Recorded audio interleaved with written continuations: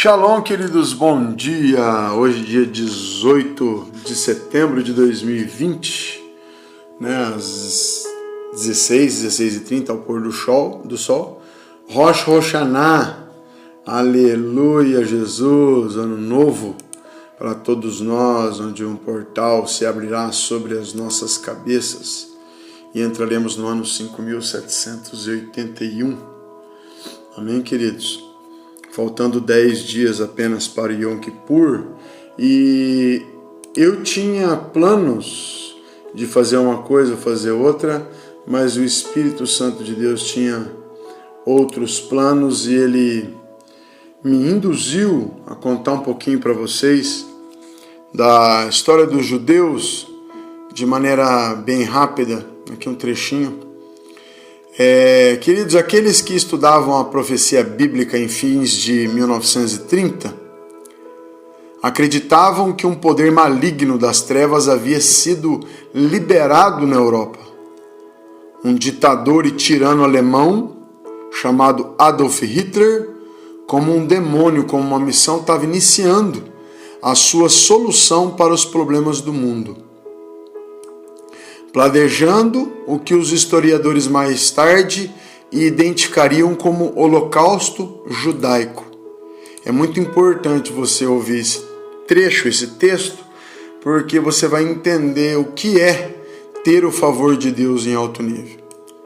Para os judeus, principalmente os da Europa, a palavra nazismo traz a imagem assustadora daqueles trens da morte, onde as famílias judaicas fizeram a sua última viagem, antes de entrarem para a eternidade. Outros chegam a visualizar imagens fantasmagóricas de campos de concentração, onde a estrutura física dos judeus que morriam de fome se parecia até com aqueles esqueletos cobertos, com uma fina camada de pele, enquanto tremiam naqueles beliches frios e quebrados.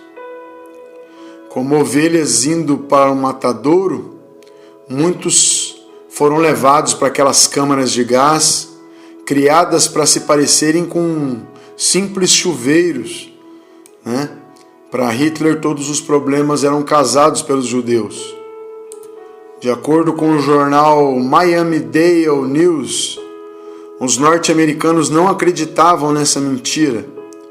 O jornal publicou uma mensagem bem forte contra os nazistas no seu jornal. Dizia assim, queridos: um nazista que tem sífilis não deve se permitir ser curado pelo remédio Salvarsan, porque ele foi descoberto pelo judeu Ehrlich. Ele não deve sequer tomar as medidas necessárias para se descobrir se tem sífilis, porque a técnica da reação de Wassermann, utilizada para esse fim, foi descoberto por um judeu. Um nazista que tem doença cardíaca não deve usar o composto digitalis, cujo uso nas doenças cardíacas foi desenvolvido por um judeu, Ludwig Traubel.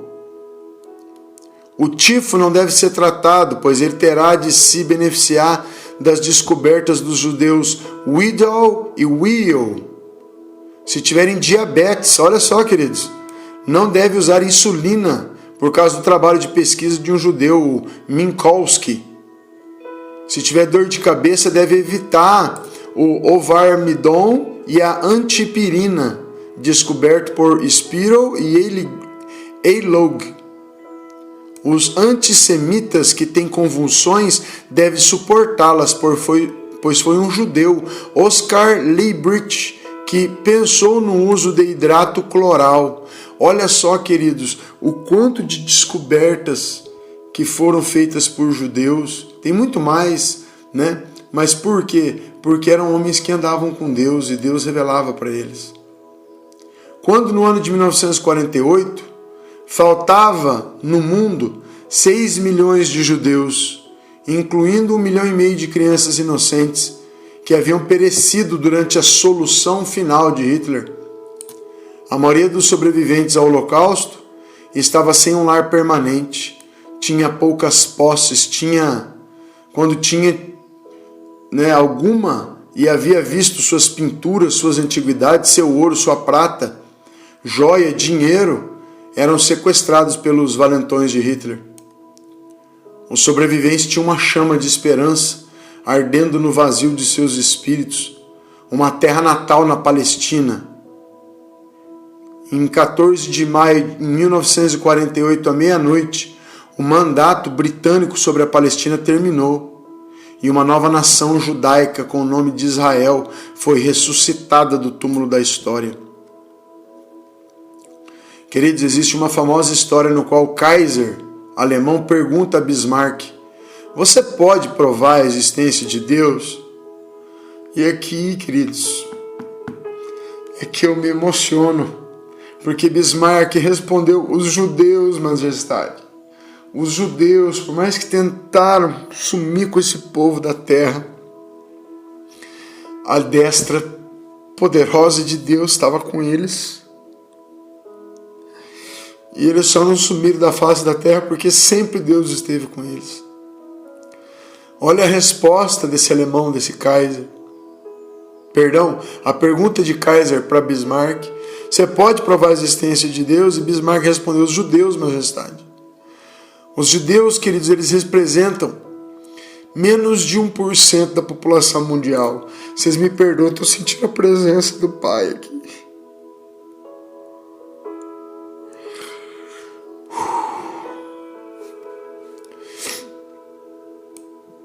176 ganhadores do Prêmio Nobel foram judeus. Entre as organizações que receberam o Prêmio Nobel da Paz, 25% foram fundadas e cofundadas por judeus. Embora, querido, 67% dos diplomados no ensino médio norte-americano frequente a faculdade, 80% dos judeus diplomados no ensino médio frequentam a faculdade, sendo que 23% frequentam as escolas da Ivy League, que é um grupo, olha que tremendo, um grupo que reúne as 8 instituições de maior prestígio científico nos Estados Unidos e no mundo. Que são essas universidades ou essas instituições? Harvard, Brown, Cornell, Yale, Princeton, Universidade da Pensilvânia, Dartmouth e Columbia.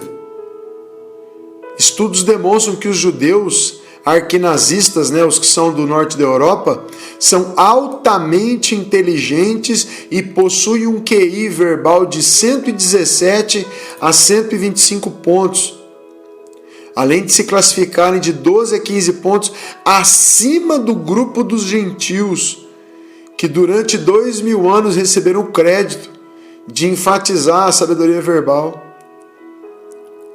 O pequeno grupo economicamente produtivo, classificado em primeiro lugar, são os israelo-americanos, que têm 7 vezes mais produtividade ou probabilidade de ter mais alta concentração, de mais alta renda. E olha só, eles são os que têm mais alta renda e a mais baixa taxa de dependência de serviços de assistência social. Quer dizer, eles não dependem do governo, queridos. Eles não dependem da saúde, Eles dependem do Senhor. Alguns identificam esses fenômenos como fator de genialidade. E outros como algum fator de sucesso misterioso que existe no fundo da cultura judaica e que promove essas realizações. Queridos, do ponto de vista espiritual, o antigo pastor hebreu, o Moisés, nos deu a Torá, e os profetas hebreus, inspirados por Deus, escreveram as escrituras do Antigo Testamento. A maioria dos escritores do Novo Testamento, juntamente com o fundador do cristianismo, foi criado e educado em famílias judias. Historicamente, o povo judeu tem sido o grupo étnico de maior sucesso da terra, bem como o mais perseguido.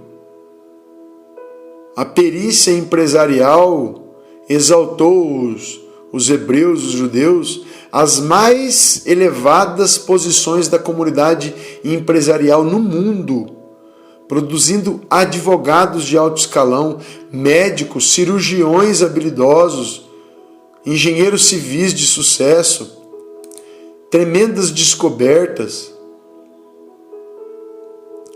Eles são o único povo que ficou 1939 anos sem uma nação, um idioma unificado, uma capital.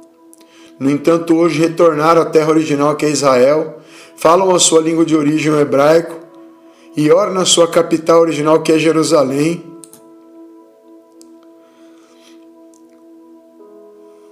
Oh, queridos, eu chamo essa capacidade exclusiva de o DNA judaico do sucesso e da sobrevivência. E tudo começou lá com Abraão, em Gênesis 14. Ele deixou a cidade de Ur, na Mesopotâmia, com a sua mulher Sara e vários servos, estabeleceu-se em uma grande e desolada terra chamada Canaã.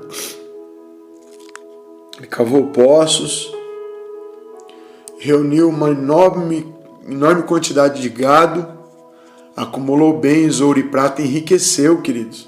Tanto que a gente tem falado sobre prosperidade, tem pessoas que não entendem. Vamos fazer o que eles fazem, vamos prosperar. Depois de ter acumulado tantas coisas, finalmente transformou uma paisagem estéril em um deserto verdejante. Ele fez paz com as tribos vizinhas, que o honravam como grande homem de Deus, lá em Gênesis 20. Mais de 400 anos depois, os descendentes de Abrão haviam produzido 600.000 homens de guerra, diz lá em Êxodo. Olha a prosperidade, queridos. Olha o tamanho do favor de Deus. Aleluia.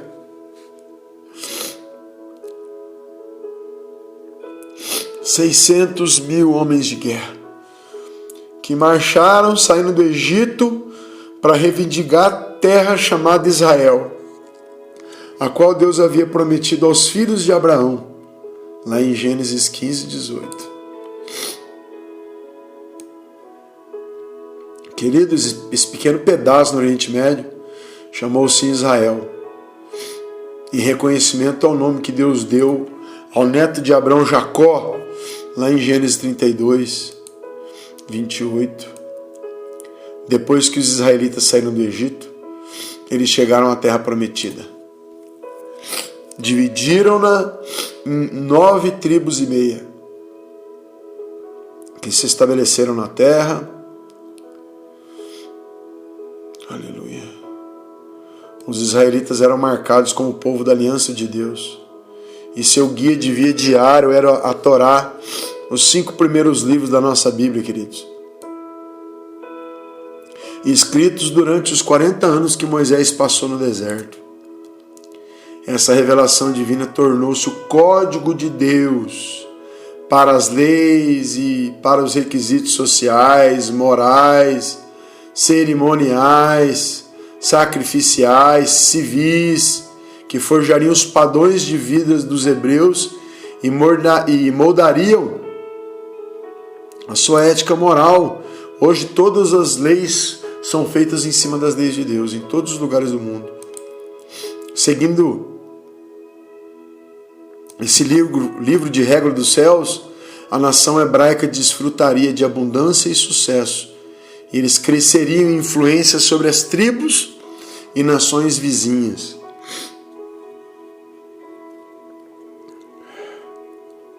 Os judeus religiosos, queridos, que são devotos, sabe? Geralmente eles são identificados como os judeus observadores da Torá ou ortodoxos. Eles seguiram o código da Torá de Deus por 35 séculos, enriquecendo a sua vida, suas famílias, sua saúde, em muitos casos suas finanças.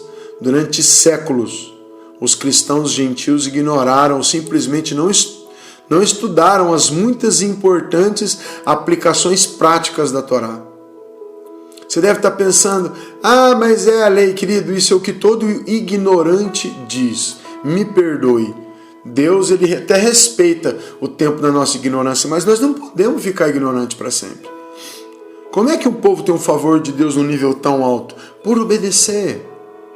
Porque agora querem abolir. Muitos sabichões religiosos querem dizer, não, nós não vivemos o Velho Testamento. Queridos, nós vivemos o Velho e o Novo. Amém? O Novo é uma nova aliança que mudaram algumas coisas. Não aboliram as antigas. Nós não temos 636 normas diárias de conduta e tal. Amém? Mas tudo isso trouxe para os judeus essa abundância, esse favor. Amém? E se nós somos um mínimo espirituais, nós vamos dar atenção e vamos trazer isso para as nossas vidas. Nós precisamos examinar esses códigos, queridos.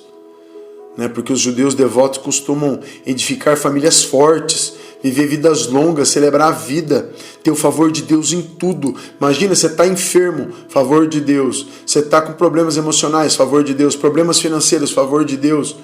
Sempre Deus dando estratégia, contando sobre como sair de situações, entregando estratégias, mostrando portais, é muito forte. Foram escritos já muitos livros, queridos, sobre a riqueza dos judeus e sobre o porquê dos judeus terem tido êxito, Mas muitos livros deixam de fora o significado da Torá. Quem está falando para vocês aqui é um cristão que sabe que a Torá faz parte dos 66 livros que o Senhor quer que a gente tenha como regra de fé e conduta. É a fonte que flui em todas as bênçãos judaicas. É muito forte. Aleluia, Senhor. Queridos, os judeus devotos ou religiosos entendem as leis de Deus. E os cristãos entendem a graça de Deus. Ambos têm conhecimento do livro da aliança do Todo-Poderoso, que é a Bíblia. Os rabinos têm um conhecimento impressionante da Torá e dos profetas. E os cristãos chamam isso aí de Antigo Testamento. E os judeus chamam de Tanakh. Os cristãos entendem os 27 livros identificados como Novo Testamento. Ao fundirem, queridos, esses dois rios de conhecimento e construírem uma ponte de entendimento, os cristãos compreenderão os mistérios da Torá. E os judeus compreenderão a aliança redentora estabelecida por Cristo e experimentada e ensinada pela fé cristã. Queridos, que você possa absorver tanto o velho quanto o novo. O que Jesus estudava, que ele vivia com livros na mão? Livros do Antigo Testamento, não tinham livros do Novo. O que estudou Paulo, Gamaliel? Nós temos que dar assim toda a atenção ao Velho Testamento e saber não separar, amém? Aquilo que é promessa, aquilo que nem é o Yom Kippur, um decreto perpétuo, sabe? Daquilo que vai fazer diferença nas nossas vidas e famílias. Deus quer sim que eu e você usufruímos de toda a palavra de Deus para benefício próprio enquanto a gente estiver vivo. A vida, queridos, ela chega a ser curta, A gente precisa ser espiritual bastante para poder estar usufruindo de toda a palavra de Deus. Hoje, querido, hoje é ano novo, a partir das 18h30, o pôr do sol. E começa 10 dias entre o Rosh Hashanah, o ano novo, e Yom Kippur, o dia do perdão, o dia onde Deus vai escrever a história de todos os habitantes da terra, por mais um ano, a qual a gente vai estar apresentando para Ele as nossas petições, clamor e a nossa conduta, o nosso caráter. Lá para as 18h30, 19h, eu vou estar fazendo as orações do Rosh Hashanah no YouTube. Espero vê-lo, tá bem? E você que não está fazendo Yom Kippur ainda, saiba, é um mandamento perpétuo para todo aquele que professa a fé no nosso Senhor Jesus Cristo. tá bem? Que Deus abençoe muito sua casa, sua vida, que a partir das 18h30 você venha prestar muita atenção na sua conduta, porque Deus vai estar vendo isso 7 vezes mais, tanto para o bem quanto para o mal. Que Deus te honre poderosamente em nome de Jesus. Tchau, tchau.